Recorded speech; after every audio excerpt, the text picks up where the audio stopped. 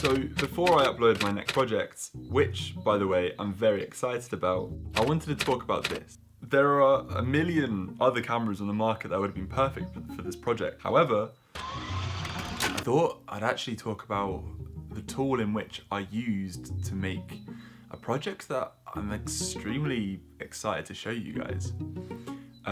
If you haven't already watched it, my 24 hours in Kathmandu project was a sort of fun experiment, sort of utilizing two different cameras, but in a 4:3 aspect ratio. The first camera was the camera that I'm shooting this on now, currently, and the second camera was my iPhone. I've said it time and time again, one of the most powerful tools on me. One of the most powerful cameras I own is by far my iPhone, and I love it, I love the look, and I love how easy and accessible it is to as many people who have a phone. But in this video, I sort of want to take the creative process back a step and really give myself some time to finish off the second part of my 4-part series. Now, you may or may not know that this channel, me, is mostly about filmmaking, adventuring, conservation, and all things related to the creative process and the creative journey, in a sense. And so I thought, rather than rush and make a piece of work that I wasn't as proud of, I thought I'd just take a step back and actually concentrate and really give my next part as much detail and as attention as I could possibly give. And in the thought process of being like, I'm not gonna be able to upload a video on my schedule, I thought, why not talk about the camera in which I shot the project on? The camera in which I decided to pack in my backpack and take to Nepal. There was a lot of time, there was a lot of research that went into my decision making, and for me to pick this camera over so many other different cameras was a hard choice. There's a lot of cameras on the mirrorless market, but at the time of me making this decision, there was a new kid on the block, and I've been following the sort of release of these two cameras, and the company in which that I'm referring to is Lumix. And you probably already know that on this channel I'm a bit of a Panasonic colour fanboy, for good reason. They are just very organic, and I think the highlight roll-off and the colour rendition is just beautiful. A very underrated colour profile in my opinion. But when this trip, when my trip to the Himalayas started to come to fruition, and when I bought my tickets, I was sort of like looking around at the market being like, oh, what camera do I buy? And I've completely come away from Sony because Lumix, they've changed the game. In my opinion, I think Lumix has brought such a fresh approach to the mirrorless world, and I think they're really affordable, and they pack a huge, huge, huge, huge punch. I love them. When making this decision, I found myself really struggling. You know, it was around the time of the launch of the S5 Mark II. I did a lot of research into what the camera capabilities were, and I compared it to other cameras on the market. All those cameras just weren't doing it for me. And that's because they gave a second release date.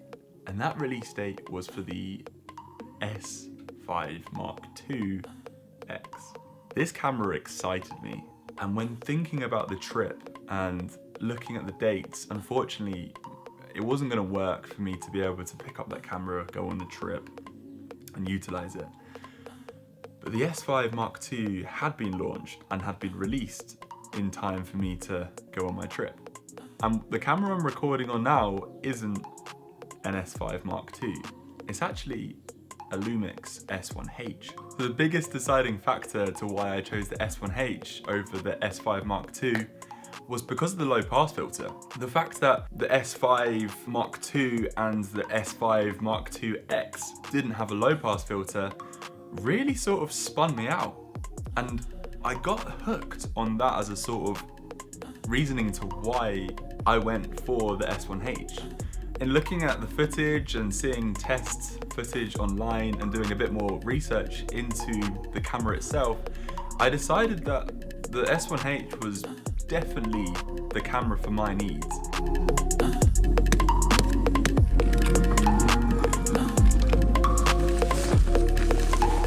And again, I hate to throw this around, but the image that came out of the S1H compared to the S5 Mark II was truly cinematic. I've never made a decision of one thing, and that's what it was. And there's so much hype around the S5 Mark II and the Mark IIX. But for me, it was a no-brainer. Not only was the S1H going to be cheaper, and it was cheaper, it turned out. I picked this up secondhand for $1,900. For what I was about to do, I needed a camera that was hard, that was a bit rugged, that could take a bit of a battering. And boy, did this S1H live up to all those expectations. I put it through its absolute paces, and you'll see in the coming weeks what I'm talking about. And I think that's why I had to release this video, is because the relationship I've built with this camera, sort of, I needed to tell the story before the rest of the story got told. I think for me to give you guys context of what kit I was shooting on prior to you seeing the footage, it could get you excited, and maybe the other way around would have been better, but I mean, I came to a creative block and I started to panic at the fact that I wasn't uploading as regularly as I wanted to, and so that's why I'm making this video. I think I will do an in-depth video with regards the kits I took on the trip, because it was a bit of a brain fart process. I had to really think about how to pack, what camera kit to use, how many batteries I needed to take, all the SD cards, yada yada yada. It was a process, and I would quite like to share my experience in that decision making. But going back to the S1H, this camera has blown my mind.